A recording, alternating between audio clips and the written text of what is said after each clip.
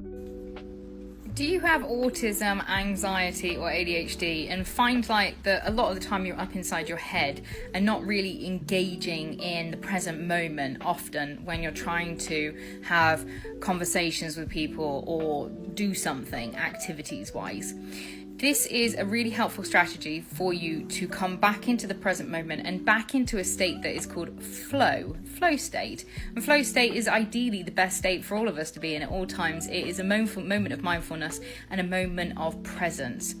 What I describe the lack of flow to be like is very much like this. You're sitting in your head and it's like blah, blah, blah, blah, blah, blah, blah, blah, blah, blah. Everything's going on inside your head. You're not engaging with the outside world. There's nothing outside that is coming in here because you're just focusing on yourself. It's like your eyes have turned inwards, and you may be walking down the street and your mind is just talking about blah blah blah and this is happening and worry and blah blah blah, and you're missing out on everything that is happening around you because you're in some strange anxious autopilot.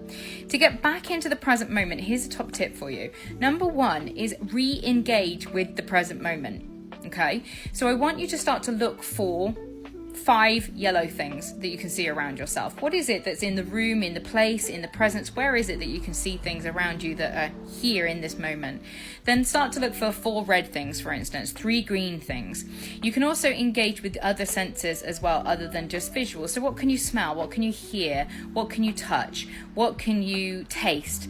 You know, what is going on in the actual physical realm that you're in at this current moment in time? And once we start to do this, we not only re-engage the mind, but we begin to teach the brain that being up inside the mind, blah blah blah blah blah blah, isn't actually the state that we want to be in, and we can train our brain. Now, a lot of people will be like, I have anxiety, I've got ADHD, I've got autism. Yeah, okay, great, but don't box yourself into that. You can absolutely train your brain. Neuroplasticity is a very real thing for all brains, whether you are neurotypical or neurodivergent. So don't sit there and tell yourself that you can't do something, because as soon as you do that, what you're doing is shutting down your capability.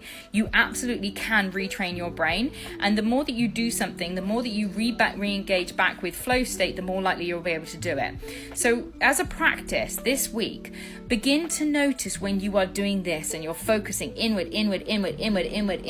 thought, anxiety, blah, blah, blah, not engaging with the world.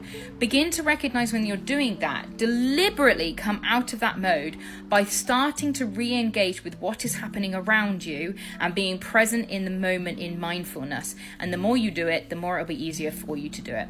If you want more top tips to help your mental health, your neurodiversity and trauma recovery, as well as becoming a more conscious and happy individual, then this is the channel for you. My name is Laura Maelstrom. I'm here to help. I'll see you soon. Take care of yourselves. Goodbye.